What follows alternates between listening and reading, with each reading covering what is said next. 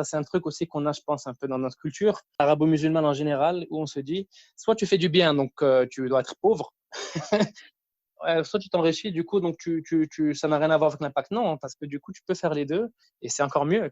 Bienvenue sur Muslim Makers, le podcast où je pars à la rencontre de musulmans ambitieux, au parcours atypique et inspirant. C'est très important d'avoir des gens professionnels avec toi. Moi, au début, j'avais des gens que je payais pas, pour être honnête. Au tout début, j'avais plein de gens qui étaient là. Et c'était plus source de problématiques qu'autre chose. Parce qu'ils étaient là pendant les conférences, prenaient des photos. Et quand il y avait des modèles, ils voulaient venir. Et quand il fallait faire quelque chose de travail, il n'y avait plus personne.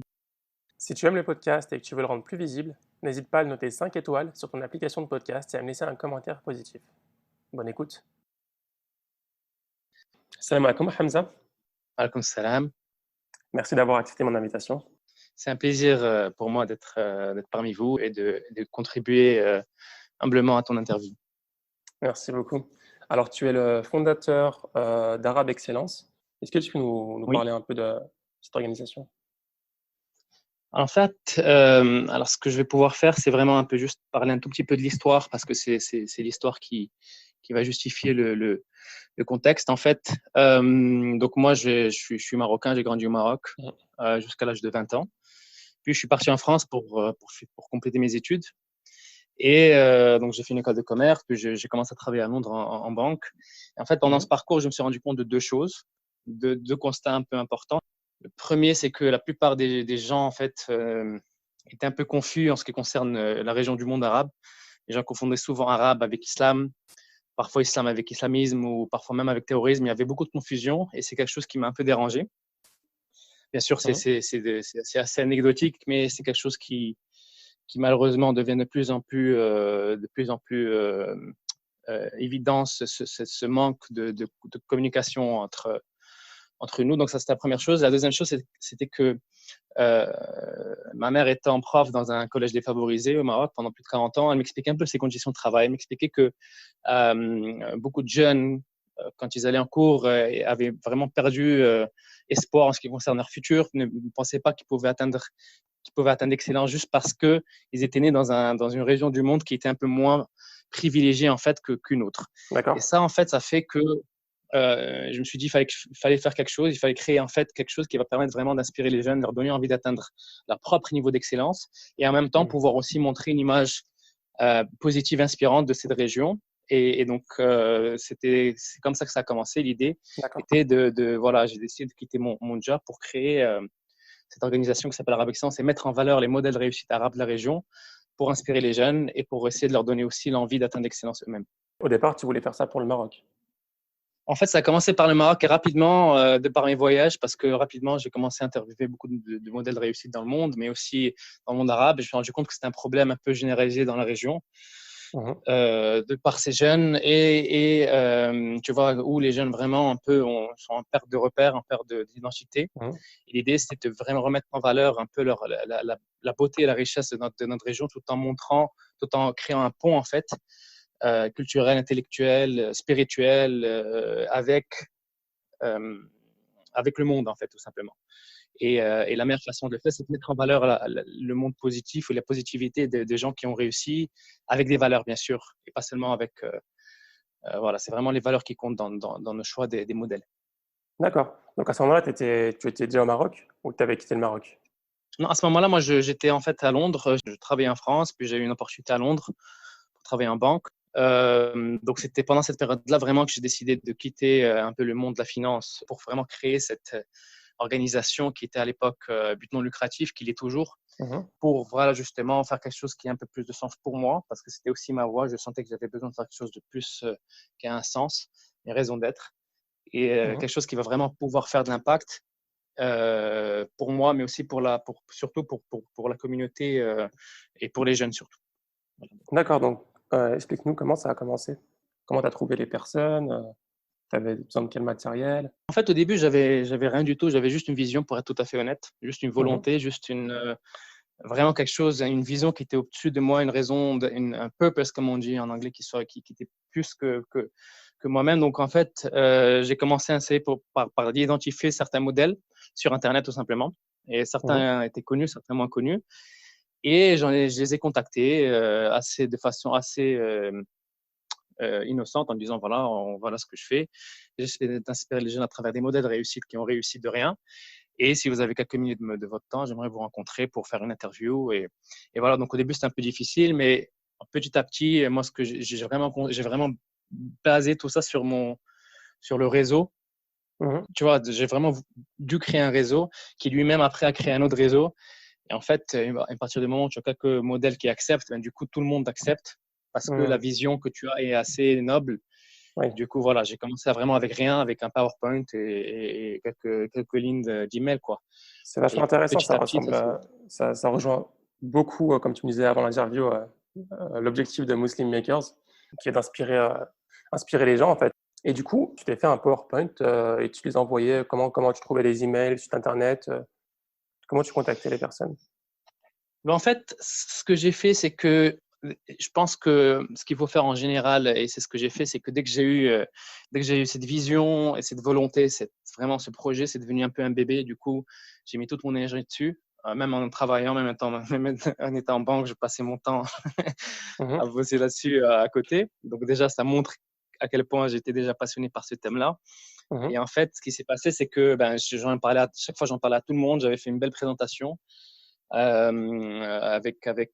tu vois, avec un bon design. Et en fait, on commencé un peu j'en parlais avec un peu tout le monde. Et forcément, les gens te proposent de rencontrer d'autres personnes qui eux-mêmes te proposent pourquoi ne pas interviewer telle personne. Et du coup, voilà, ce que j'ai fait, c'est que j'ai pas gardé mon projet pour moi. J'en ai parlé à tout le monde. Mhm. Euh, et du coup, je rencontrais beaucoup de monde, vraiment, vraiment, vraiment beaucoup de monde. Et du coup, c'est par de là que j'ai commencé à avoir des Tu interviews. les rencontrais en vrai, tu voyageais ou Oui, tu oui, non, en pratiquais vrai, toi? oui. Mhm. Ah oui, parce qu'en fait, par téléphone, certains, j'ai eu quelques calls aussi parce que y a des gens qui sont aux États-Unis, il y a des gens qui sont. Et en fait, rapidement, j'ai pris mon sac à dos, j'ai acheté une petite caméra, je me suis formé un peu avec un ami monteur à filmer. Je Mhm. savais rien faire de tout ça. Et j'ai pris une D'accord. caméra, un micro et j'ai commencé à interviewer des gens au Maroc. Puis rapidement, j'ai fait un tour du monde. Et c'est là que j'ai Mhm. interviewé un peu vraiment un peu des gens dans tous les pays, d'Indonésie en Corée jusqu'à tu vois, Los Angeles, Brésil, vraiment des modèles extraordinaires, plus de D'accord. 75. Et de Ok. là, en fait, c'était la première étape, c'était vraiment de créer, voir un peu comment ces gens ont réussi, comment ces modèles ont réussi. Et de là, essayer d'en créer un curriculum qui va permettre de créer la prochaine génération de jeunes modèles, en fait. Et c'est de D'accord. là qu'en fait, c'est passé naturellement de l'inspiration à l'impact. La différence de public en fait qu'il y a entre toi et moi, c'est que en termes d'interview, de personnes que tu rencontrais, c'est que moi je rencontrais des musulmans francophones et toi c'était la population arabe en général. Voilà, moi, c'était à religieux et à politique. D'accord, un religieux, un politique. Et c'était dans plusieurs langues, en anglais, En anglais, français, arabe. J'ai fait des interviews en français, en anglais, en arabe. et tu sous-titrais. Ouais, sous-titré. Mais en fait, rapidement, on a commencé à utiliser ces interviews dans un programme vraiment de formation, de coaching pour vraiment créer un mouvement auprès des jeunes, vraiment. Parce que ce qui me frustrait le plus, pour être honnête, c'est que j'ai fait énormément d'interviews, j'ai fait énormément de conférences, j'étais invité à partout. Mhm. Tu vois, aux Nations Unies, je suis parti en Turquie, j'ai fait une conférence en Turquie, j'ai fait des conférences à HEC, tu vois, à Stanford, j'ai parlé partout et ça me frustrait de rester dans cet aspect de parler, Oui. de montrer, de parler. Je sentais que c'était pas assez et que du Mhm. coup, mon objectif était d'impacter les jeunes et que je sentais que ça passait à côté parce que ceux qui Mhm. vont aux conférences, ceux qui ont vraiment besoin de ça n'ont pas forcément accès à ces outils-là. Ils ont à Mhm. peine accès à l'éducation. Donc, du coup, il fallait vraiment urgemment créer quelque chose qui va permettre d'aller vers eux et de pas juste faire quelque chose pour la télé ou pour le grand public, mais vraiment aller au cœur de la cible et créer de l'intérieur, impacter de l'intérieur ces jeunes-là. Donc, c'était vraiment ça l'objectif. Donc, mais ça a pris voilà 2-3 ans d'interview et les interviews continuent à être faites maintenant. C'est vraiment un constant. Mais Mhm. c'est l'idée. Ça continue, tu continues à interviewer des personnes. Bien sûr, bien sûr. Sauf que j'ai décidé, bon, de un parce que je suis quelqu'un qui n'est pas très, j'aime pas forcément être très visible, on va dire ça comme ça. Mon objectif n'est pas forcément d'être vu ou connu, même Mhm. si ça m'est arrivé malgré moi en fait au début.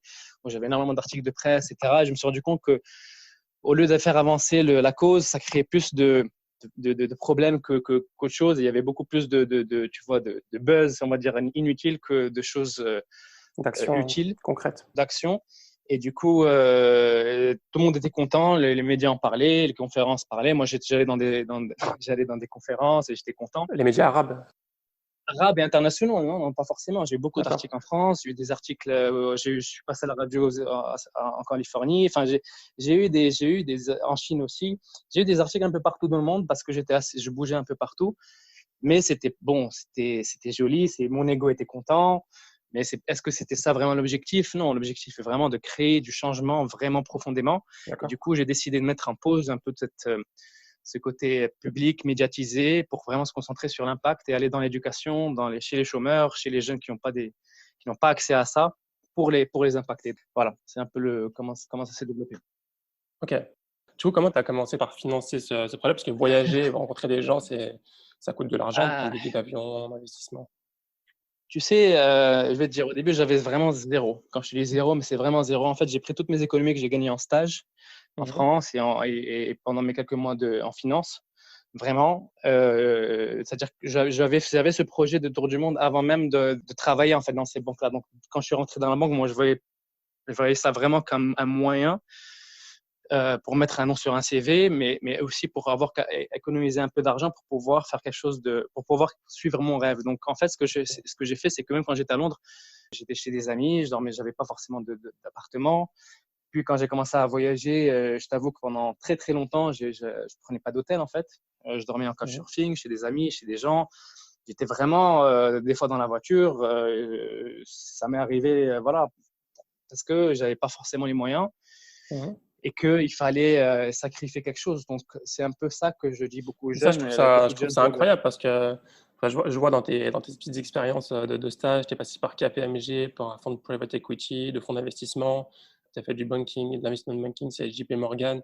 Donc après toutes ces petites expériences, en réalité, tu aurais pu rejoindre, un gros groupe et te mettre un salaire confortable, en fait, assez facilement Ah, avec ces non, c'est expériences-là. ça en fait. Mais en fait, c'était ça en fait quand j'étais en banque.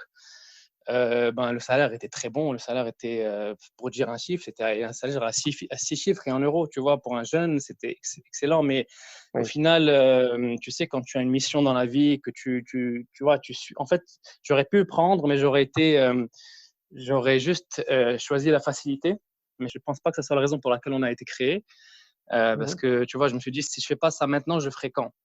Tu vois? Oui. Donc, même si j'avais un bon salaire, moi, tu vois, c'était pas quelque chose qui me donnait envie. Moi, je bouillonnais quand je recevais un email dans Arabe Excellence. Tu vois, mes tripes bougeaient et j'étais vraiment heureux. Donc, je me disais, moi, ça vaut tout l'or du monde. Et D'accord. donc, même à quitter tout ça, quitter un job très confortable, très bien payé, un très prestigieux, bah, pour faire quelque chose qui a du sens, qui me rende heureux, c'était assez, disons, naturel. Je ne vais pas dire que c'était courageux parce que ça serait, ça serait, ça serait pas vrai. En fait, le courage, les gens qui sont courageux, c'est ceux qui restent, qui peuvent travailler des heures et des heures sans raison, tu vois, et travailler pour une cause qui ne leur plaît pas. Moi, c'était juste naturel de quitter ça pour faire quelque chose qui a du sens. Voilà, sacrifier tout ça Oui. voilà, c'est pour zéro et moins que zéro. Donc, encore une fois, quand j'étais par exemple en Californie, même si j'avais une conférence avec des milliardaires, je rencontrais des milliardaires, mais vraiment en milliards, Mmh. qui m'invitaient même chez eux parfois à la maison pour dormir, pour rester, tu vois, ben moi, je préférais dormir dans la voiture, par exemple, et garder tu vois, ma liberté et Ton mon petit indépendance. cocon, Mmh. tu vois. Ouais. Voilà. Mais ça, D'accord. c'est un truc, il n'y a que la passion pour une cause qui est vraiment importante, qui peut vraiment faire ça, je pense. Je pense que si j'avais pas cette passion, j'aurais jamais pu passer 6, 7 ans, 8 ans dans un projet. Mmh. Tu vois, en sortie d'école de commerce, sans forcément avoir tu vois, De fond. de Et vision, de et et du visibilité sur mon avenir. et du coup, ça a été quoi le moment de bascule? Le moment où tu t'es dit: «Bah, là, c'est là que je quitte tout». Alors, en fait, il y a plusieurs anecdotes, ça s'est pas fait d'un coup, mais en fait, alors, je pense que c'était, alors, si on va être spirituel, en fait, c'est Dieu, tout simplement, il faut dire des choses, Mmh. qui m'a vraiment un peu, tu vois, guidé dans ce sens-là. Mais en fait, ce qui s'est passé, c'est que quand j'étais en banque aussi, j'étais très, tu vois, c'était pendant Ramadan, donc je jeûnais. Et tu vois, à l'époque, c'était l'été et ça finissait à 22 heures. Le Maghreb était à 22 heures. Donc, je D'accord. jeûnais en étant M&A en banque d'affaires et du coup, je finissais des fois à 3-4 heures du matin. Donc, je faisais mon iftar tu vois, j'étais à la banque tout le temps, quoi, tu vois. D'accord. Et donc, je dormais pas. Je dormais 2-3 heures par jour. Je buvais pas, je mangeais pas. Et au bout de 3 jours, je me rappelle, à 3 jours comme ça, j'étais vraiment un peu dans les vapes. Mhm. Mais j'étais, tu vois, genre jeune, donc je m'en foutais un peu. Et là, il y a un collègue qui vient me voir qui me dit: Est-ce que tu es au courant de ce qui s'est passé? Ben, je lui fais: Qu'est-ce qui s'est passé? Il m'a dit: il y a un Allemand dans une autre banque, pour pas dire le nom, qui a fait 3 nocturnes, qui a donc 3 nuits de suite, qui est resté au travail. La troisième nuit, il est parti se toucher à la maison, il a fait une crise et il est mort, en fait. Donc, du coup, il y a un Ah, jeune qui est mort de travail. Et là, c'était vraiment le même moment, tu vois. Là, j'ai eu une claque, tu vois. Je me suis dit: Ah ouais. Je me mhm. suis dit, en fait, je faisais la même chose, mais en plus, moi, je jeûnais, tu vois. Oui. Et donc, ça m'a marqué. Je me dis: pourquoi vraiment? Est-ce que c'est ça qui compte dans la vie? Est-ce que vraiment, il faut en arriver là? Et le soir même, je prends le taxi vers 3 heures du matin. Je monte dans le taxi pour aller à la maison. Et il me dit, je parle au chauffeur. Il me dit: comment ça se passe? Est-ce que tout va bien? Je fais: ouais, ça se passe un peu difficile, mais bon, c'est la jeunesse. Il faut travailler dur. Il me dit: tu sais, ma Mhm. fille, elle a passé 10 ans dans une grande banque. Enfin, je suis même pas sûr que c'est dans un banque, mais 10 ans dans un métier très difficile. Et D'accord. elle a gagné beaucoup, beaucoup d'argent. Et à 30 ans, elle a fait une crise. Elle n'a fait pas une crise, mais elle est tombée malade. Et du coup, elle a mis tout son argent, toutes ses économies dans ses opérations. Et là, on n'est même pas sûr qu'elle va survivre. Tu vois. Et là, je me suis dit: mais c'est quoi ça? On est où? On est où, tu vois? Mais Deux histoires c'est quoi? d'affilée. Non, Ouais. mais c'est ça. Donc, en fait, au final, c'était pas. Moi, je savais que c'était pas pour moi, mais je me disais, comme tout le monde, je vais faire que ça quelques années, histoire de gagner un peu d'argent. Et Mhm. après, je vais faire ce que j'aime. Mais en Oui. fait, même pas. Même pas. J'aurais eu énormément de difficultés à quitter ça après quelques années parce que tu as beaucoup plus tu vois, de choses à perdre. Et du coup, voilà, c'est ça un peu les moments l'un après les autres, qui m'ont poussé à aller avant, en fait. Ce que j'allais quitter. C'était pas fait pour moi, mais juste quitter avant de passer trop de temps dans quelque chose qui n'était pas fait pour moi. C'est fait pour certaines personnes et c'est très bien, mais c'est pas fait pour des gens, pour moi en particulier. D'accord. Et du coup, ton entourage, il a réagi comment à ta décision? Bah, tu sais, bon, mon entourage en général, enfin, mon entourage est assez. C'est vrai que mes amis ont beaucoup. J'ai perdu beaucoup d'amis aussi, qui me disaient: mais tiens, tu es fou, qu'est-ce que tu fais? Tu vois, tu as bossé énormément pour entrer dans ces banques, tu sais pas ce que c'est, blablabla. Donc, moi, en fait, moi, j'ai jamais vraiment fait attention à ça, même si c'était des amis très proches.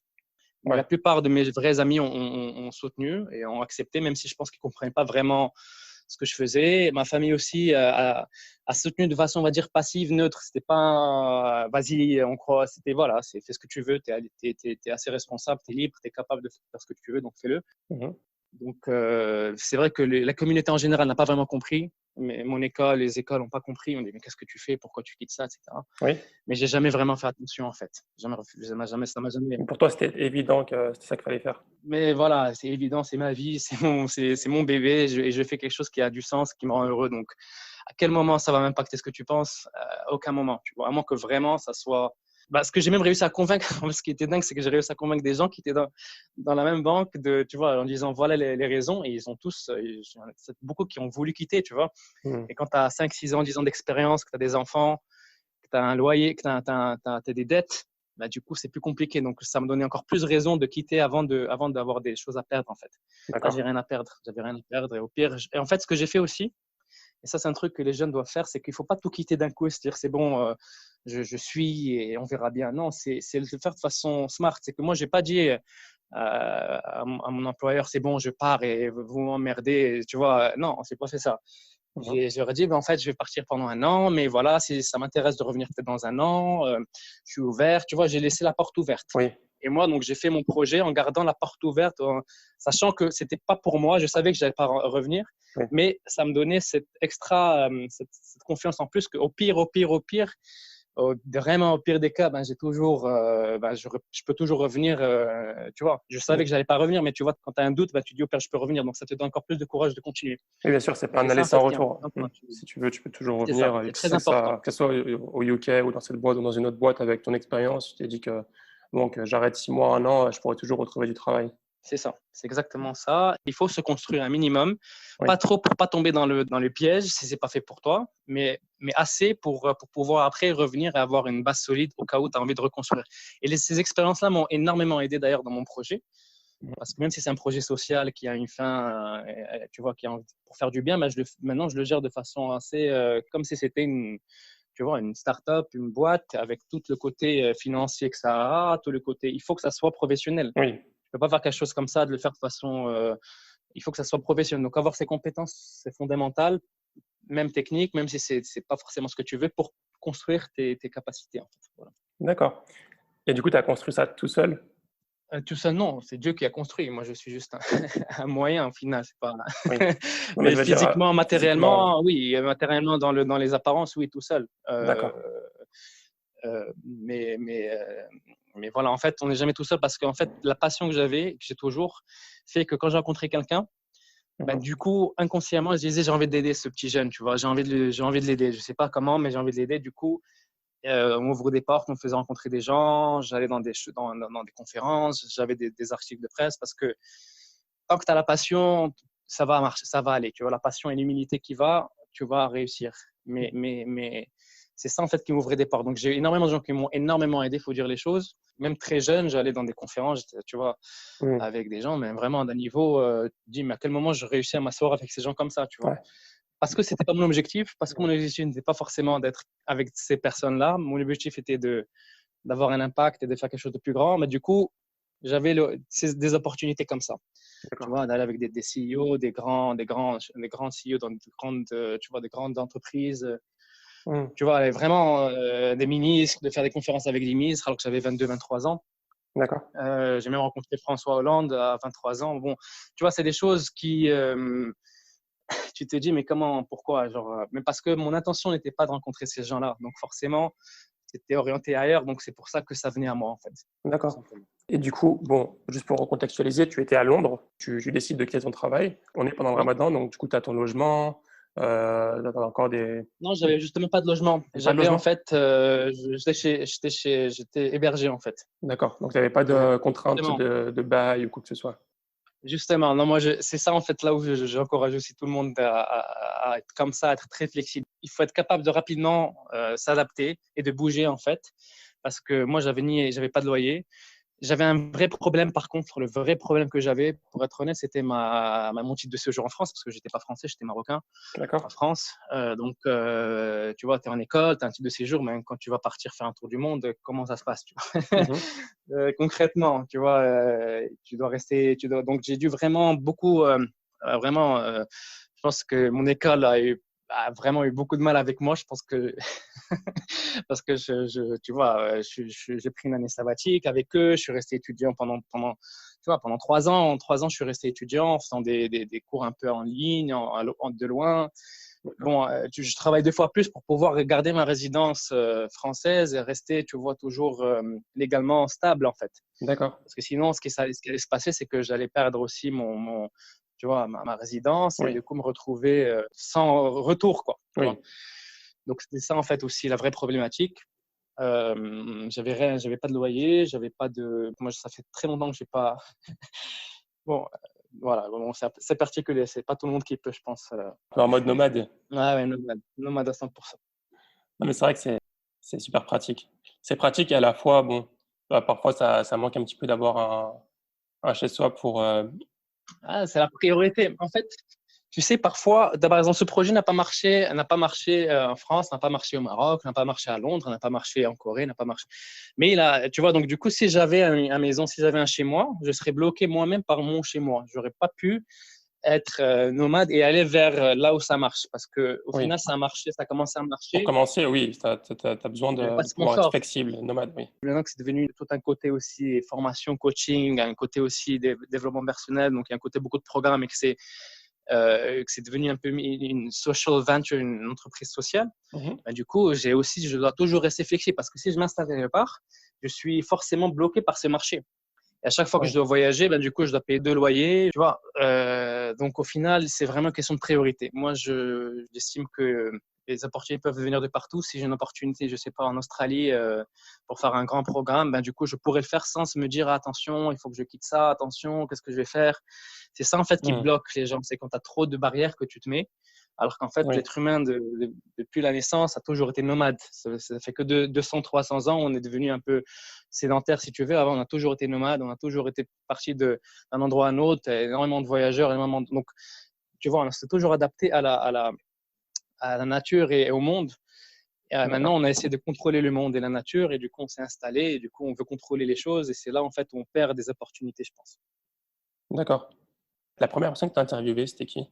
Première personne que j'ai interviewée, c'était Jalal Ayed. C'était en fait, alors, première personne, c'était un ancien ministre des Finances tunisien pendant la transition, qui était en même temps compositeur de symphonie classique et qui était aussi professionnel et qui était grand financier un peu aussi. Il était à la présidence du board de TGL Bank, si je me souviens bien. De la BMCE, pardon, de la BMCE.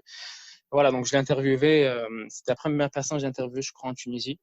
Donc c'était assez flippant pour être honnête parce que je devais filmer, faire tout le côté technique, c'était moi qui le gérais. En même temps, les interviews, c'était moi qui le gérais. Donc, et la personne n'était pas vraiment forcément au début elle était assez impressionnante. Oui. Tu vois, elle n'avait pas le temps. Donc du coup, mais au final, à la fin, les questions ont été faites de sorte que, en fait, c'est ça qui a vraiment plu aux interviewés. On va dire ça comme ça. C'est un conseil aussi que je te donne, c'est que vu que c'était pas forcément pour créer le buzz ou pour faire avoir des likes, mais que c'était vraiment pour aller à la profondeur des choses. Mais les questions étaient assez profondes et petit à petit rentrer dans la profondeur.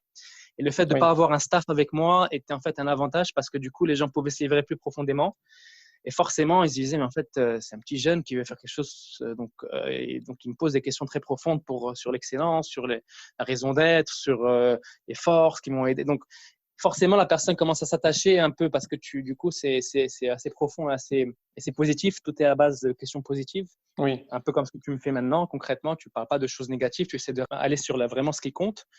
Et du coup, la personne apprécie, même les personnes les plus influentes apprécient ces moments-là parce qu'ils sont habitués à avoir des médias qui essaient juste de les clasher, de créer un peu un buzz tu vois. Donc, c'est ça, en fait, voilà, qui m'a aidé aussi à ce moment-là. D'accord.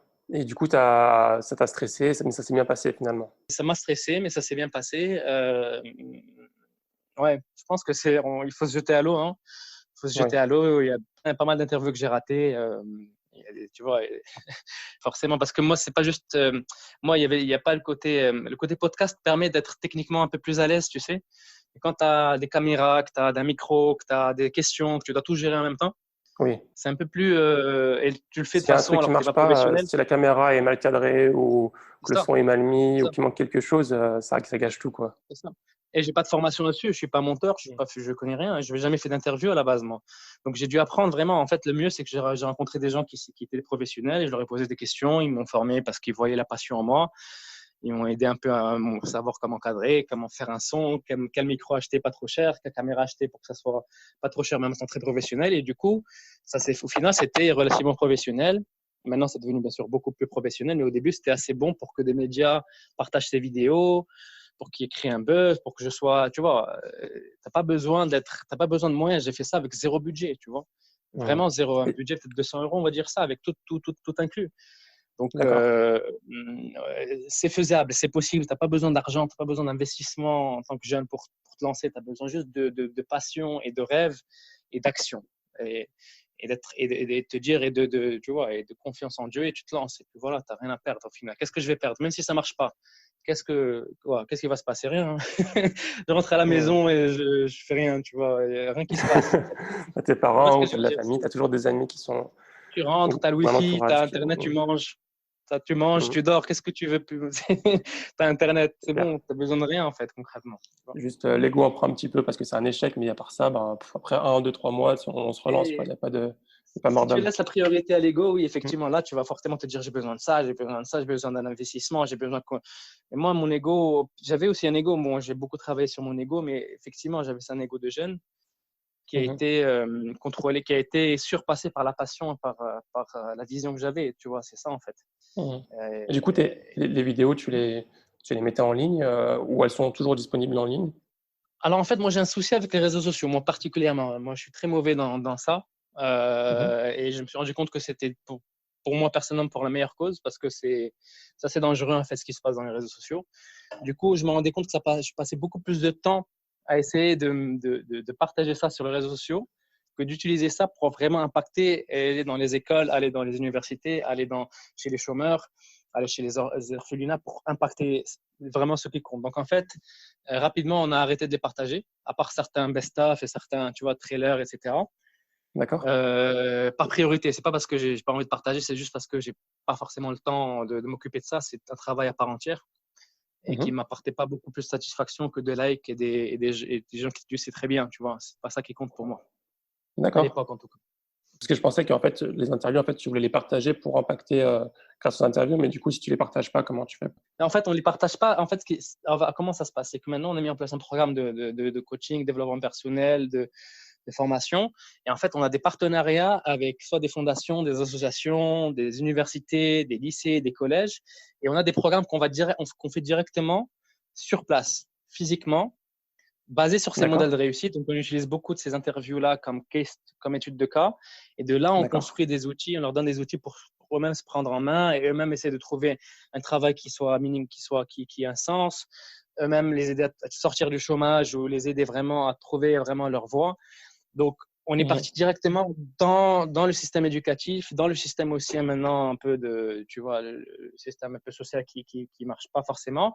Et c'est Mhm. là-bas qu'on a commencé à faire ces programmes-là plutôt que de le partager en ligne où l'information sera complètement, disons, comment dire, noyée par un flot d'informations, de vidéos, de contenu qui est complètement exécrable. Donc, tu vois, à moins d'avoir un gros budget, de pouvoir faire des choses hyper inspirantes pour vraiment mettre un gros budget là-dessus, pour que ça Mhm. fasse le buzz, tu vois, les gens vont toujours préférer en général avoir un contenu qui soit négatif, qui soit choquant, violent, je sais pas, plutôt qu'un truc positif, inspirant. C'est triste, c'est la triste réalité, mais c'est ça.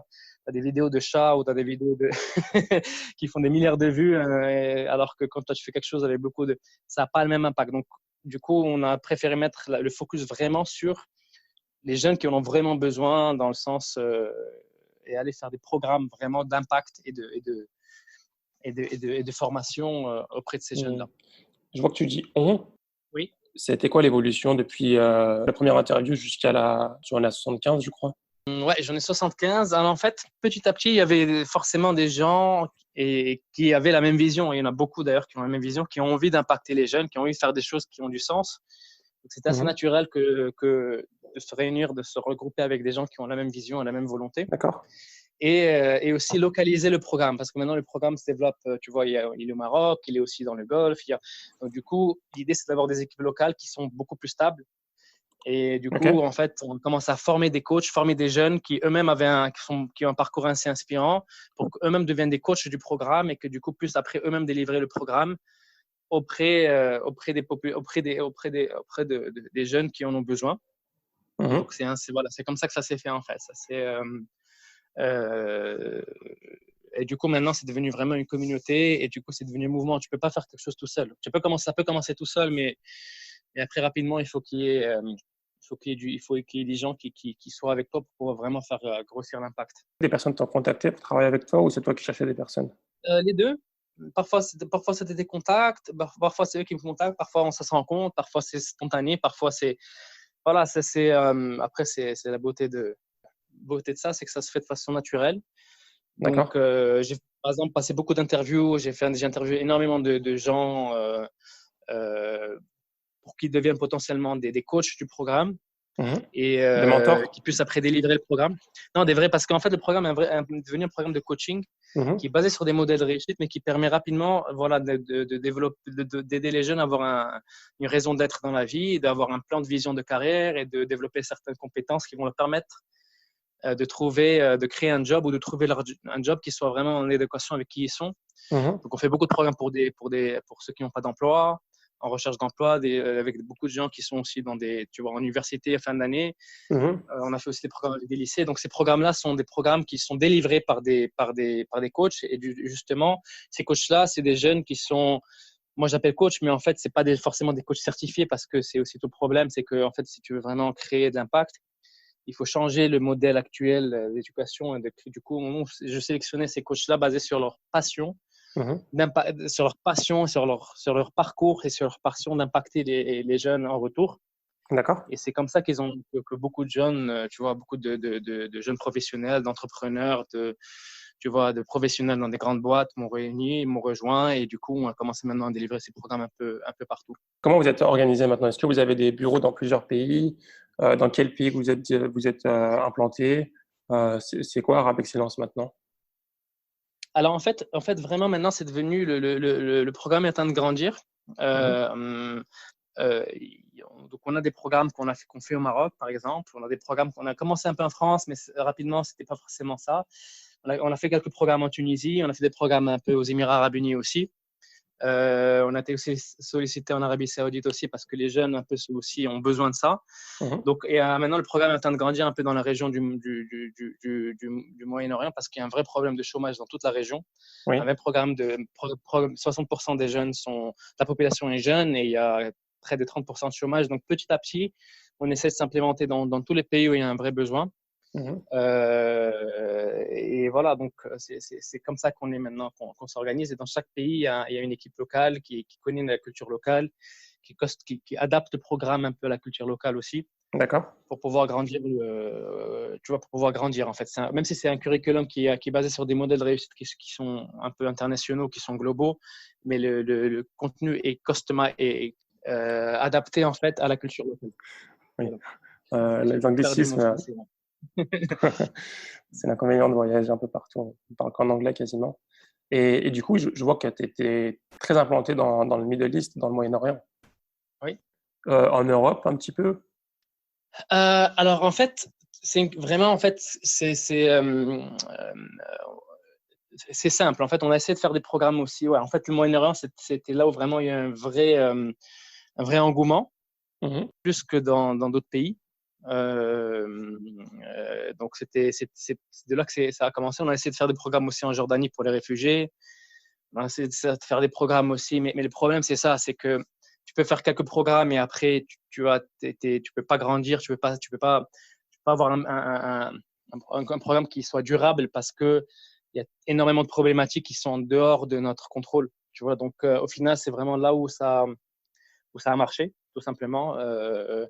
Et avec tu vois, avec des tentatives très très régulières de se lancer dans d'autres pays qui en ont énormément besoin, mais il y a énormément de problématiques sociales, politiques, etc., qui après empêchent le développement. Tu vois, par exemple, on a essayé de faire des choses au Liban, par exemple. On a fait quelques programmes au Liban, mais après, rapidement, ça devient compliqué de faire quelque chose qui soit durable parce que, en fait, le programme doit être aussi financièrement stable. Nous, par exemple, les coachs qu'on a sont payés. Même si je valorise le côté volontariat, le problème, c'est qu'à long terme, tu ne peux pas avoir des gens professionnels qui soient là avec toi tout le temps s'ils sont que sur le volontariat. Donc, il faut que ça soit géré de façon Oui, professionnelle. Et c'est là où je dis qu'il faut que ça soit, même si c'est pour l'impact social, il faut qu'il y ait un business model qui d'accord. soit durable pour pouvoir grandir. Donc, c'est ça aussi qu'il faut, sur lequel aussi il est important tu vois, il faut jouer Mhm. parce qu'il y a énormément d'initiatives qui se lancent avec énormément de bonnes intentions et de belles idées, et voilà, et on veut changer le monde. Et après, du coup, dès qu'on a un job, on le quitte pour aller prendre ce job parce qu'on n'a pas, parce qu'il faut payer à la fin aussi, à la fin du mois, tu vois, les, Le loyer, tout ça.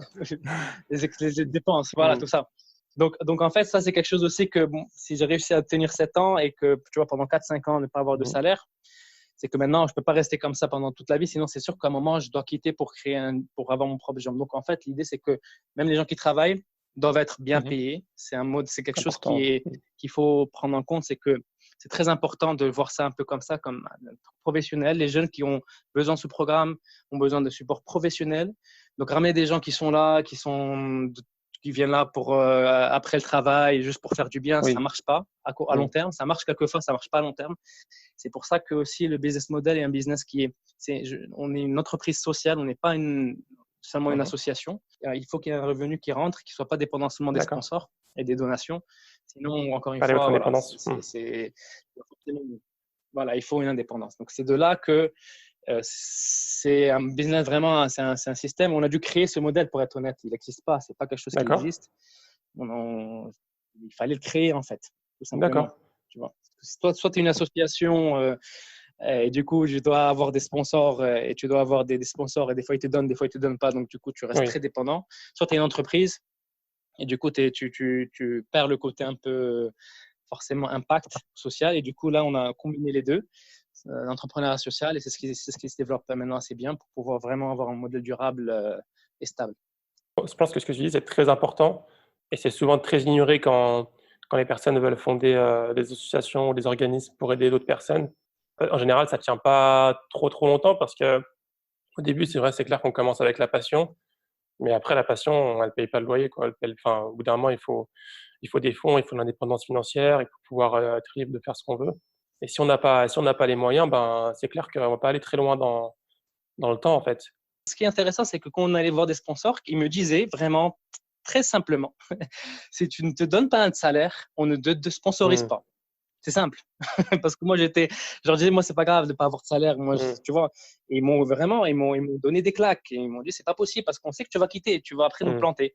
Et ça, c'est pas Mmh. ce qu'on veut. On veut avoir un modèle, on veut travailler sur le long terme. Et donc, du coup, j'ai dû vraiment, mais avec plaisir maintenant, faut pas non plus exagérer, mais maintenant, j'ai compris que il faut aussi avoir des revenus pour pouvoir se payer aussi, tu vois, son loyer, payer ses déplacements, payer ses Mmh. choses. Ça, c'est un truc aussi qu'on a, je pense, un peu dans notre culture arabo-musulmane en général, où on se dit, soit tu fais du bien, donc tu dois être pauvre, soit tu t'enrichis, du coup, donc Mmh. ça n'a rien à voir avec l'impact. Non, parce que du coup, tu peux faire les deux, et c'est Tout à encore fait mieux, parce d'accord. que le travail, le commerce est acceptable. Et si en plus tu fais du bien avec, Bien c'est sûr, encore mieux, tu bien vois. sûr. Donc ça, c'est un truc, si jamais on change cette Mmh. mentalité, on peut avoir énormément de jeunes qui vont se lancer dans l'associatif au début, qui vont se transformer dans des entrepreneurs sociaux et qui du coup vont vraiment rester dans leur travail pendant des années, faire ça et vraiment parce que pour être honnête, ça prend du Bien temps, hein. sûr. Quoi que tu fasses, ça prend du temps. Si tu crois que tu vas faire ça en 1 an, 2 ans et que tu vas créer, que ça va, c'est juste, c'est faux. En fait, concrètement, ça prend vraiment de temps. Là, moi, ça fait 7 ans que je suis sur ça à temps plein. Et du coup, je me suis même pas rendu compte à quel point le Oui. temps passe en fait. Et ça, maintenant, enfin, je commence un peu vraiment à avoir de l'impact réel et à avoir vraiment des choses. Mais les gens qui te disent je vais faire ça 3 ans et après je vais quitter, non. Il faut se dire que c'est un truc de très long terme. Mmh mh. Et il faut avoir cette vision de te dire, ben, c'est peut-être un truc que je suis prêt à mourir pour ce projet-là. Parce que si tu veux vraiment faire de l'impact, c'est comme ça qu'il faut voir les choses. Et si tu veux avoir des partenaires, des soutiens, des financements, c'est cette approche que tu dois Oui. avoir. Et pas te dire, moi je suis là juste tant que ça m'arrange et que dès que ça m'arrange plus et que du coup j'ai un job et que je dois me marier, ben du coup ou je dois avoir des enfants, ben du coup je quitte et je vais trouver un travail qui Bien soit. sûr.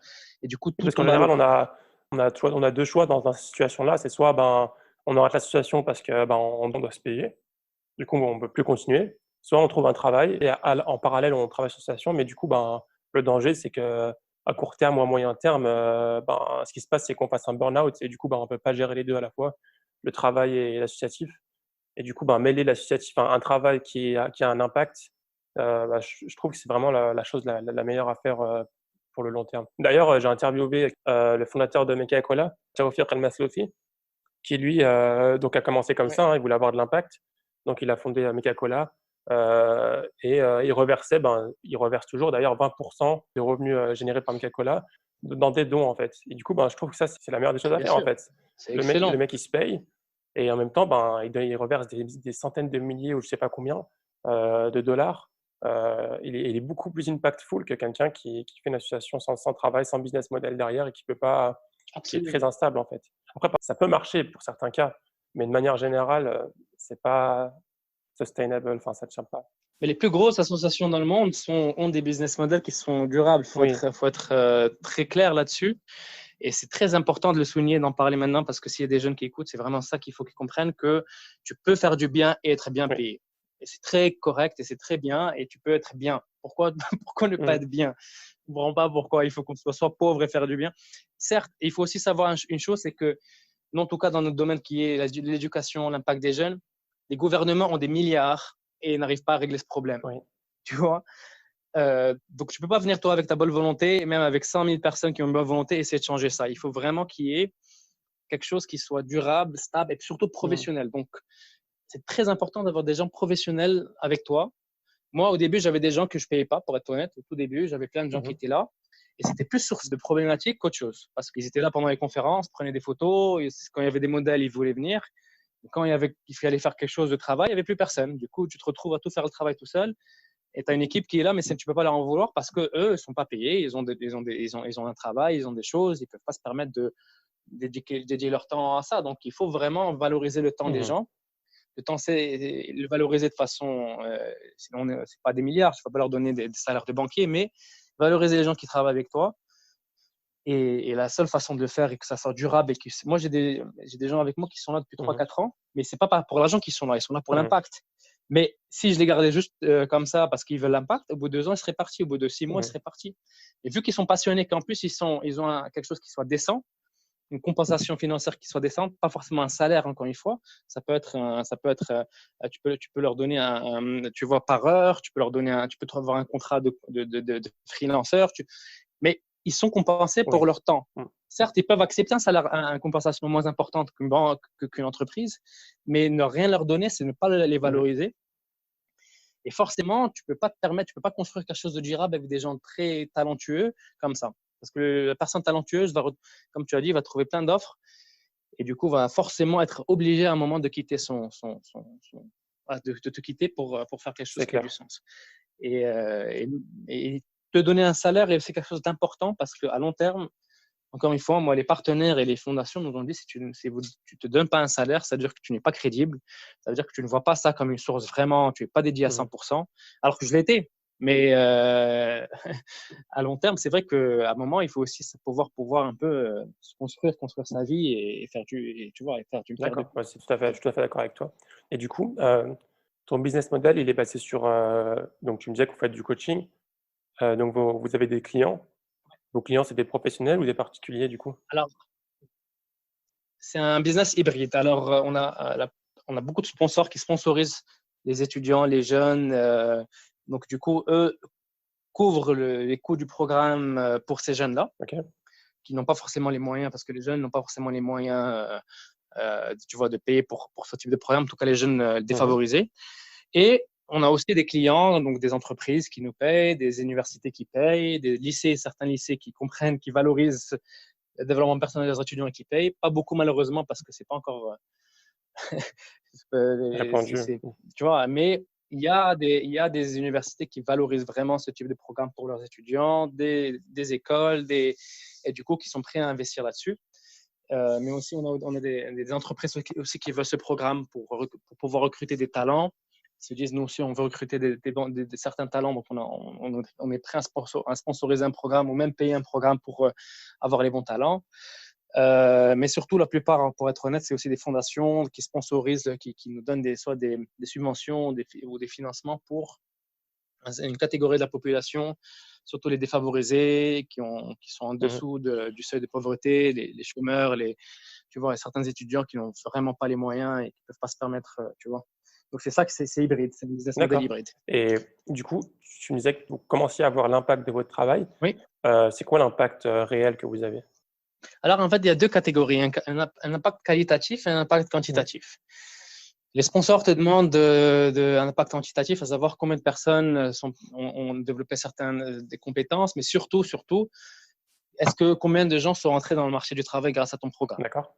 ou en tout cas en partie grâce à ton programme. Donc du coup, l'impact concret, c'est le nombre de jobs créés. Mmh. Donc, Vous accompagnez les personnes pour, la recherche de travail? oui, parce qu'en fait, nous, le modèle, c'est ça, c'est qu'on commence par l'intérieur, tu impactes les jeunes, tu les inspires, tu leur donnes envie d'atteindre l'excellence, tu leur donnes des outils, tu expliques leur vision tu les aides à avoir une vision claire, une raison d'être. Et avec ces outils-là, il est beaucoup plus facile après de développer, d'aller à une entreprise et d'être confiant et de savoir pourquoi tu veux travailler dans cette entreprise. D'accord. Du coup, quand tu vas avoir une entreprise en disant, moi, voilà ma vision dans 10 ans, voilà qui je suis, voilà ce que je veux dans la vie, comment votre entreprise est, me convient, Mmh. mais du coup, l'entreprise est beaucoup plus encline à vous recruter que si tu dis, je suis là, je ne sais même pas pourquoi je suis là, je suis perdu, Oui, je veux juste avoir de mais votre l'argent. Mmh. entreprise me paye bien. Oui. Tu vois? Donc, c'est ça en fait qui fait qu'on travaille à l'intérieur et après on leur donne des outils, on leur fait du mentoring, on les ramène eux-mêmes vers des entreprises parfois pour gagner quelques compétences, tu vois, Oui. techniques. D'accord. Et par la suite, ils sont placés là où ils veulent eux être, là où ils se sentent vraiment bien. Et donc ça, c'est ça l'impact concret, quantitatif du programme, c'est le nombre de jobs créés. Et aussi, on essaie maintenant de faire de la recherche tu vois, de l'impact, l'assessment d'impact pour voir combien est-ce que ceux qui sont passés par le programme réussissent à avoir un job plus facilement, plus rapidement et mieux payé que ceux qui ne sont pas passés par le programme. Tu vois? Donc concrètement, c'est ça. Mais sinon, nous, ce qui compte vraiment au niveau qualitatif, c'est le changement dans la personnalité, c'est le fait que la personne ait une vision dans la vie, soit inspirée, ait confiance en elle, a une raison d'être, un purpose in life, arrive à créer des opportunités pour elle et pour les autres et devient un leader en fait. Donc on a aussi énormément de success stories de jeunes qui sont passés, qui deviennent eux-mêmes des sources d'inspiration pour les autres parce qu'ils ont été inspirés par les autres, par des modèles qu'ils ont cru en eux, qui sont développés et qui par la suite eux-mêmes deviennent, tu vois, des leaders dans leur communauté, des entrepreneurs, tu vois, et on a énormément de success stories là-dessus. Donc pour moi, c'est ça qui compte, c'est l'impact qualitatif. Mais après, pour pouvoir aussi avoir des partenariats, il faut aussi avoir un impact quantitatif qui est des chiffres en fait. D'accord. Aussi. Ok. C'est quoi tes responsabilités désormais? Je suis le président. Je ne sais pas si ça répond à la question ou pas. Je veux dire, c'est quoi? Qu'est-ce que tu fais au quotidien en fait? Qu'est-ce que je fais au quotidien? Alors, en fait, il y a plusieurs parties. Il y a une partie développement comment on appelle ça, développement de projet. Donc, on rencontre beaucoup de partenaires potentiels pour les pitcher, pour essayer de les convaincre de soutenir, de subventionner, de financer un programme ou d'être des clients. Ça, c'est la première des choses. Mais surtout, je fais beaucoup de programmes. On a beaucoup de programmes qui se mettent en place. Donc, je supervise tous ces programmes-là avec les coachs, avec les équipes, tout le côté opérationnel. Et aussi, je coach aussi. Donc, souvent, c'est ce qui me plaît le plus, c'est d'être aux côtés de ces jeunes-là et de les former, de les coacher, de les aider un peu à atteindre l'excellence. Donc, les programmes, voilà, sont des programmes qui sont implémentés un peu partout.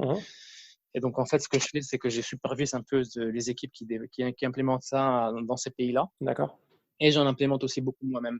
Donc, tout en faisant beaucoup aussi de programmes pour de project development et tu vois, d'essayer d'avoir d'autres partenaires. Donc, ça prend pas mal de temps. Ok. Parmi les personnes que tu as rencontrées depuis que tu as commencé ce projet, c'est lesquelles qui t'ont, toi, personnellement, le plus inspiré? Alors, il y en a plusieurs, mais il y en a, je pense, un, deux ou trois. Bon, en France, on va prendre le contexte français. La personne qui m'a le plus inspiré, c'est Mohamed Al-Khad.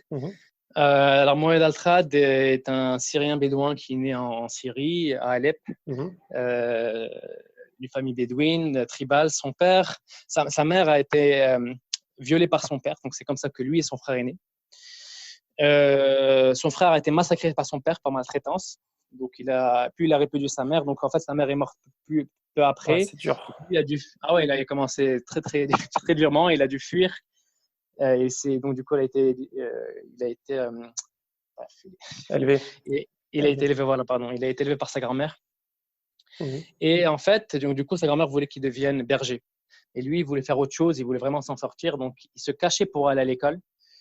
Et un jour, pendant qu'il était caché, qu'il suivait le cours d'un petit trou derrière l'école, le prof, le maître l'a vu et il a dit pourquoi tu rentres, et il lui a donné une chaise pour qu'il suive le cours. Donc, c'est devenu l'un des meilleurs de sa classe.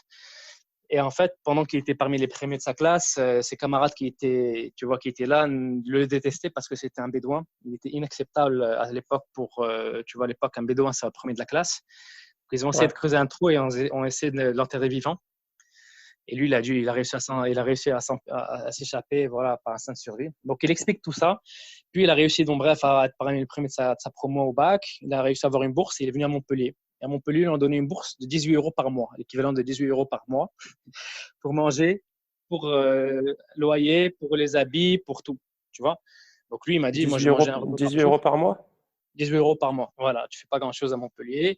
Il est arrivé dans une période juste après, tu vois, la période post-coloniale, tu vois, où les Arabes étaient vraiment très détestés pendant tu vois, parce que, avec la guerre d'Algérie, etc. Donc, il a vraiment grandi. Il connaissait pas la langue. Il était à Montpellier. Il galérait vraiment comme pas possible. Mais il s'est battu. Il a réussi à avoir son diplôme. Il a commencé à travailler pour une boîte. Il a réussi à avoir un peu d'argent et un ami à lui vient le voir, lui dit écoute, il y a cette boîte qui fait faillite, cette compagnie d'échafaudage, pourquoi tu n'essaies pas de la racheter, tu vois, avec tes économies. Donc il la voit, il voit l'entreprise, il ne connaît rien en échafaudage, mais il décide de la racheter, il suit son instinct, il la rachète. Et avec son train de vie très sobre, du coup, il a réussi à économiser et à faire en sorte que l'entreprise marche. il a racheté une autre Mhm. entreprise, puis une autre entreprise, puis une autre entreprise. Et aujourd'hui, la compagnie Altrad est valorisée, je pense qu'il a 3,7 milliards de chiffre d'affaires avec 34 000 employés dans le monde, je pense, ou un peu plus, je ne sais pas, parce que chaque Waouh. année, ça Ah, grandit. c'est Altrad, Et c'est d'accord. la 29e fortune française maintenant. Donc, il a été utilisé par Macron comme un modèle de réussite, etc. Bref, c'est devenu une référence. C'était le conseiller de Barack Obama, conseiller de François Hollande. Et c'est surtout, c'est pas un conseiller, c'est quelqu'un qui est vraiment qui s'en est sorti de rien. Donc, tu vois, là, c'est par exemple quelqu'un surtout pourquoi il m'a vraiment inspiré. Son histoire est extraordinaire. Pour moi, elle est vraiment Mhm. incroyable, son histoire.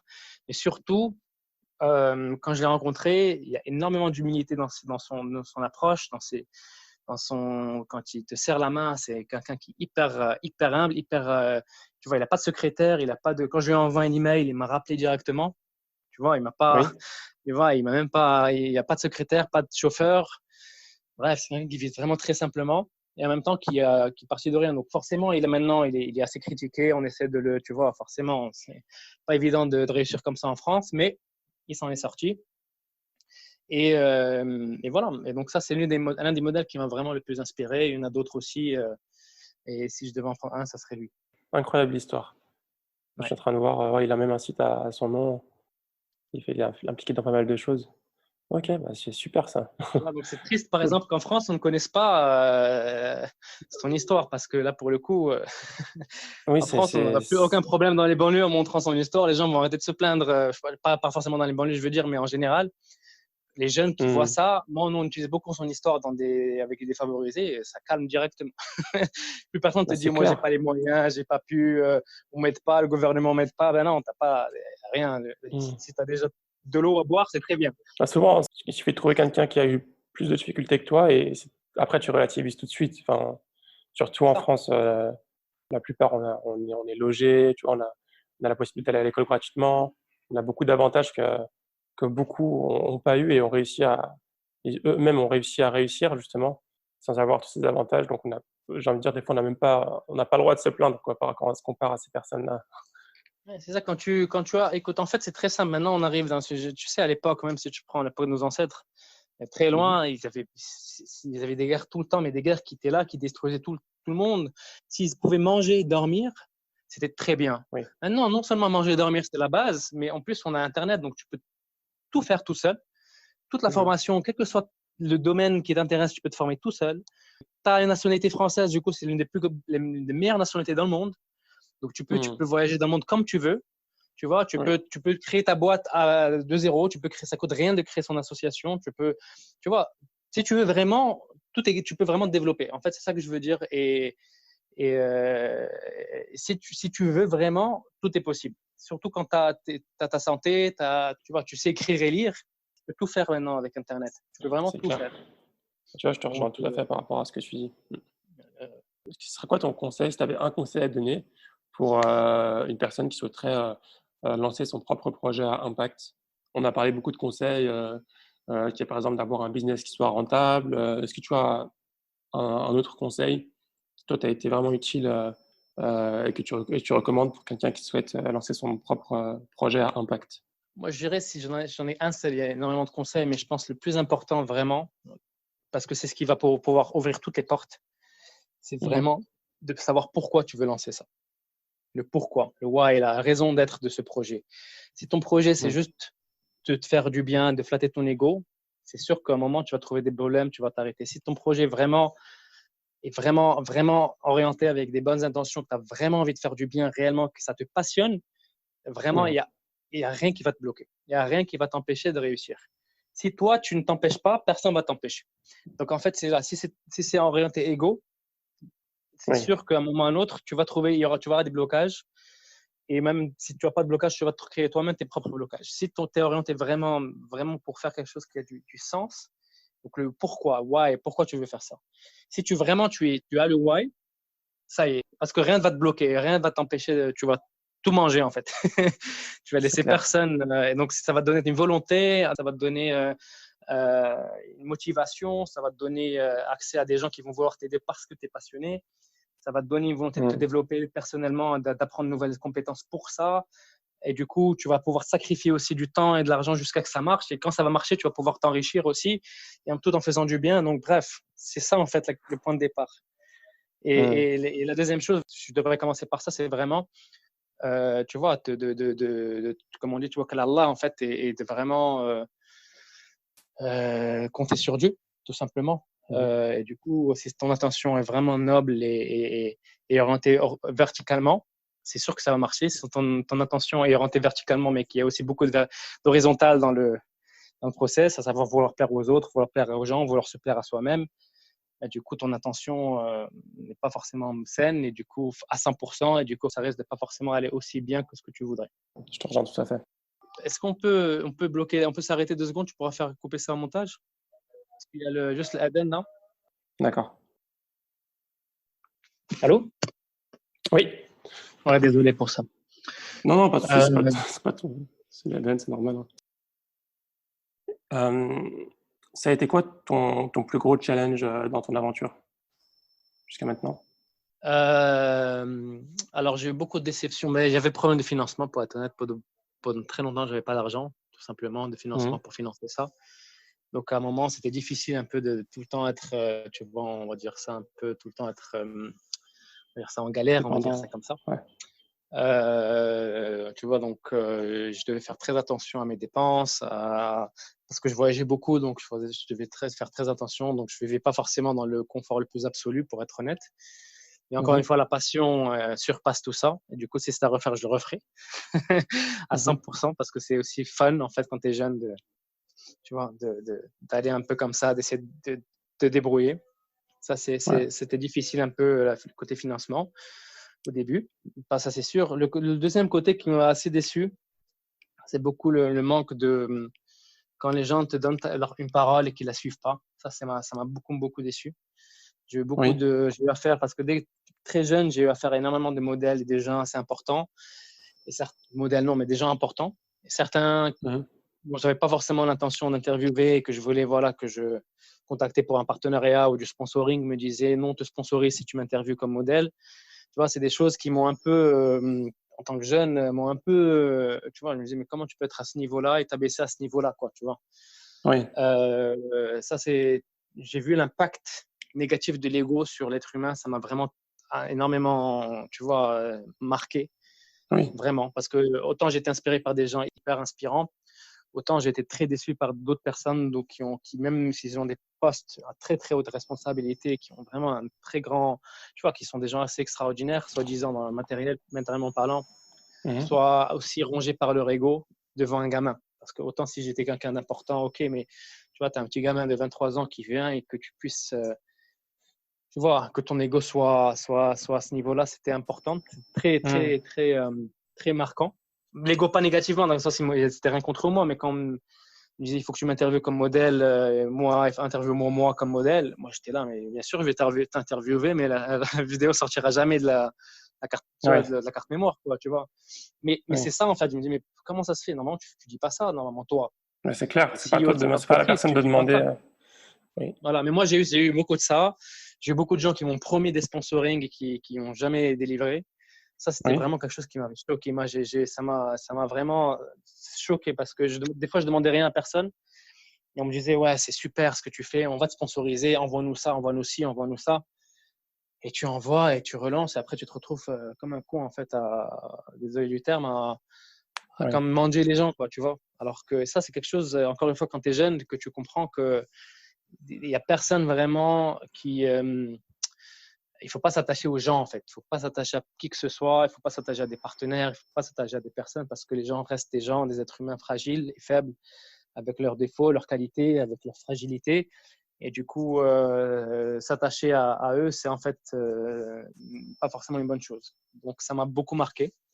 Donc, c'est ça un peu les deux choses qui m'ont marqué, c'est ça. Et le fait aussi, le troisièmement, qui m'a un peu déçu, c'est pas des challenges, parce que moi, je voyais pas ça comme des challenges, en fait. Dans le sens, je savais que ça allait marcher, donc pour moi, il faut que ça continue. Donc, et le challenge aussi, c'est ça, c'est la déception aussi, c'est quand quand on t'invite à des conférences et que tu vas dans des conférences, dans des étoiles 5 étoiles, dans des trucs extraordinaires, et qui te disent non, le thème de la conférence est combattre la pauvreté, par exemple, Oui. et que tu arrives dans la conférence et que c'est dans un truc hyper luxueux Oui. je dis pas qu'il faut être, encore une fois, l'idée c'est pas d'être complètement pauvre pour faire du bien, mais du coup, quand tu sais, moi j'étais encore très surpris de voir, voilà, on parle de la pauvreté, on est dans un truc à 3 000 € la nuit, tu vois, donc de quoi on parle? Ça m'a vraiment, j'étais jeune, je me Oui. disais, mais de quoi il y a un problème là, tu vois. Mm. Certes, il faut pas non plus être dans un étoile quand as des gens importants dans la conférence, mais quand même, il y a juste le milieu. Ça, c'est la première des choses. Et la deuxième des choses, c'est quand on parle de thèmes et que, par exemple, c'est qu'il y avait des thèmes sur la jeunesse où il n'y avait pas de jeunes, tu vois. On parle de femmes, il Ouais. n'y a pas de femmes dans le panel, tu vois, enfin des trucs comme ça. Mais je disais, mais qu'est-ce qui se passe quoi? Et moi, j'étais jeune, j'étais là vraiment. Je disais, mais c'est pour ça que j'ai vraiment décidé de quitter ça. Et je voyais les médias aussi, quand on parlait de moi, il y avait beaucoup d'inexactitudes dans ce que je faisais. C'était pas Mm. authentique, c'était vraiment là pour dire, voilà, faire le buzz. Donc, c'est bien pour Arabe Excellence, mais au final, je recevais énormément de commentaires, même quand tu fais un truc positif. J'ai eu beaucoup de commentaires de gens qui étaient là en me disant, mais qui es-tu pour parler d'excellence?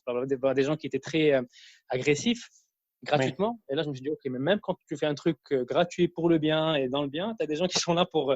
Donc, au Pour se final, voilà, il plaindre. ne faut pas s'attacher aux gens Mm. encore plus. Et les gens sont fragiles. C'est pas qu'ils sont mauvais, ils sont juste fragiles, ils sont juste pas forcément tous très bien dans leur peau. Que ce soit des gens dans les réseaux sociaux, mais aussi dans les gens dans les conférences ou dans les gens qui te promettent des choses qui ne délivrent pas, ou des gens qui Oui. te disent interview-moi. Donc au final, j'ai pris beaucoup de distance sur la valeur humaine, en me disant voilà, il y a des gens il faut se concentrer sur les choses positives. Et quand il y a des choses qui ne vont pas, ne pas te dire, ne pas être déçu. Te dire c'est comme ça normalement. Tu vois, les gens sont ce qu'ils sont. Et il y a des gens qui font énormément de belles choses et il faut se concentrer sur ça. Tu vois. Pas essayer de mettre trop d'attentes sur les gens aussi. C'est ça, c'est surtout ça. Ne pas t'attendre quoi que ce soit des gens, attendre tout de Dieu concrètement. Mm. Lui, après, tu rapprocheras des gens qui sont, tu vois, pour lesquels il y a un intérêt. Parce que parfois, c'est une bonne chose que ces gens-là ne délivrent pas. Même si ça se trouve, c'est pour le bien en fait. Donc, c'est toujours Oui. mieux de ne pas s'attacher ni au projet, ni aux gens, ni à qui que ce soit, mais de s'attacher à Dieu pour pouvoir après laisser l'algorithme divin s'organiser pour que tu aies les bonnes personnes devant toi, pour que tu aies les gens qui vont vraiment avoir du bien, pour lesquels ça sera positif pour tout le monde en fait. Voilà un J'aime beaucoup peu l'expression message. l'algorithme divin. J'aime beaucoup. Mais au final, on essaie, nous, avec notre propre faiblesse, de gérer les algorithmes en disant, moi, je vais rencontrer ici, je vais faire ça, je vais faire ça. Oui, il faut faire ses efforts, il faut vraiment mettre tous les efforts du monde parce que c'est notre rôle, mais ne pas s'attacher au résultat parce qu'au final, on ne sait pas ce qu'il y a derrière les apparences, on ne sait pas qui est derrière toi, on ne sait pas ce qui est bon pour nous. Donc, le mieux, Mm. c'est de se détacher du résultat, de s'attacher juste à l'action et à notre part des choses. Et le résultat, se dire que ça ne m'appartient pas au final. C'est un peu comme ça que je vois les choses. D'accord. C'est quoi tes projets futurs pour l'organisation Arabe Excellence? En fait, l'idée, c'est de vraiment grandir déjà le nombre de programmes pour impacter un plus grand nombre de gens parce que c'est important de vraiment de pas s'arrêter.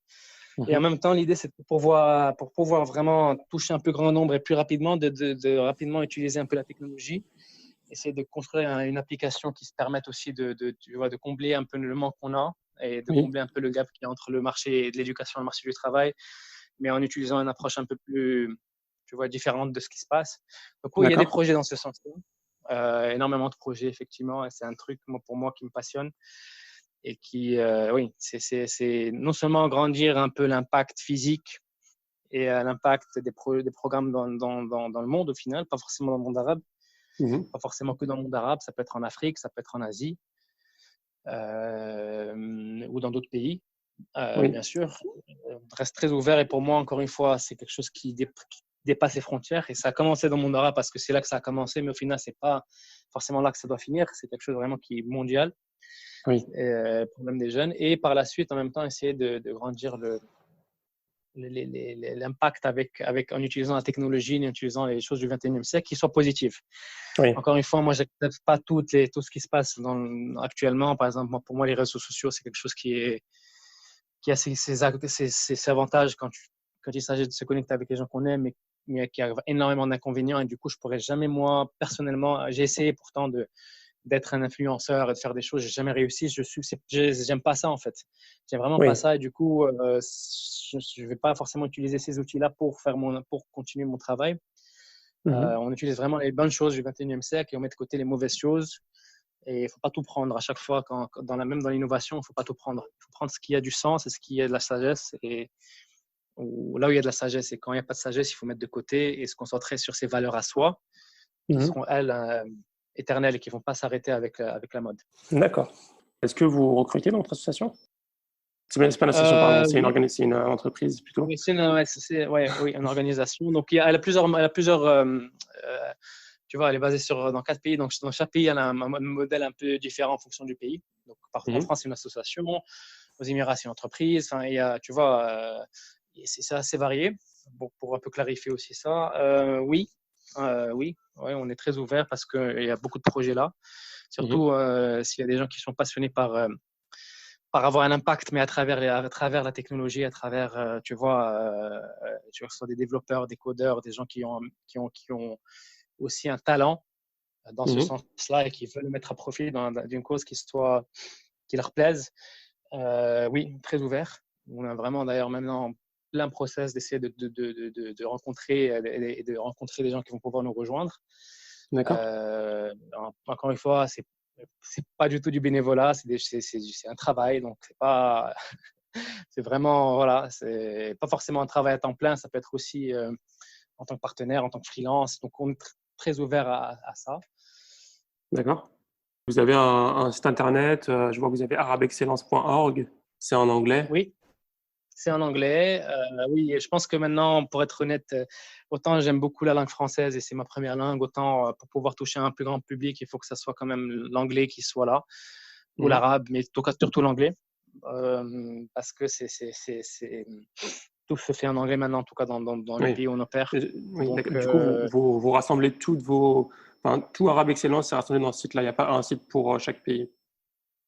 non, non, tous les programmes sont sur ce site-là Oui. et qui doit être mis à jour d'ailleurs. Il y a beaucoup de choses qui sont arrivées depuis leur dernière mise à jour, mais ouais, tout est là. Ceux qui sont intéressés peuvent nous contacter sur le site, par exemple. Oui.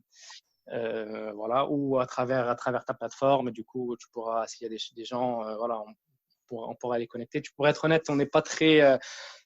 Encore une fois, personnellement, c'est très personnel. Je préfère garder quelque chose de Mhm. qualitatif plutôt que d'avoir des trucs avec des centaines de milliers de personnes. Donc, c'est vraiment, tu vois, ça se fait un peu comme ça, de façon très humaine, Oui.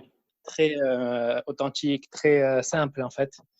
Donc, si quelqu'un Oui. veut, il pourra facilement me trouver mon contact ou notre contact et D'accord. on échangera là-dessus. D'ailleurs, c'est comme ce qui s'est passé aussi avec toi, hein, au final. Oui, c'est clair. Écoute, on arrive à la fin de ce podcast. Je vais finir avec une ou deux questions. Est-ce que tu as un livre ou une référence ou un podcast, quoi que ce soit, une vidéo que tu recommandes à nos auditeurs qui, toi, t'a particulièrement inspiré? Oui, il y en a beaucoup, je lis beaucoup. Alors, quelqu'un qui m'inspire assez bien, c'est Idriss Aberkan, pour ceux qui le connaissent un peu. J'aime bien. Oui, oui, je vois. Oui. Euh, voilà. Mais si tu veux, enfin, des livres qui m'ont plus inspiré, c'est des livres assez spirituels. Il y a Sophie Mon Amour, par exemple, qui m'a beaucoup plu. Elie Shafak. Sophie Mon Amour et Elie Shafak, c'est le nom de l'auteur ou c'est... Oui, c'est le nom de l'auteur. D'accord. C'est le nom de l'auteur. Mais ça n'a rien à voir avec le côté arabe excellence. Mhm. Et il y a, je pense que quelqu'un que j'apprécie beaucoup dans les idées, en tout cas, Mhm. parce que je ne connais pas eu la chance de le rencontrer personnellement, c'est Idriss Aberkan. Oui, oui moi aussi je suis quelques de ses vidéos. Il a une chaîne YouTube qui fait assez bon travail de vulgarisation, pas mal de choses.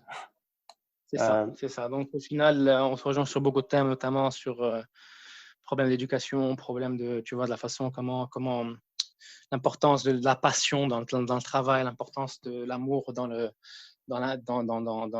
les projets, tu vois. Donc ça, c'est des choses qui, quand j'entends ces conférences, par exemple, et que ça confirme vraiment un peu ce que moi j'ai vécu et ce que j'essaie de transmettre à travers mon travail aux jeunes. ok.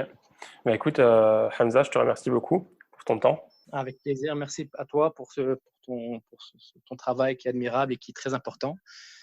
Et je te souhaite vraiment beaucoup de réussite. Merci beaucoup, Hamza. À bientôt, Inch'Allah. Je te souhaite bonne continuation. Merci d'avoir écouté cet épisode. J'espère qu'il t'a plu et inspiré. Si c'est le cas, je t'encourage à le partager autour de toi et à me donner tes impressions par email ou depuis la page Facebook Muslim Makers en description. Je m'appelle Abdelrahman Kourichi et je te dis à dimanche prochain pour un nouvel épisode, Inch'Allah.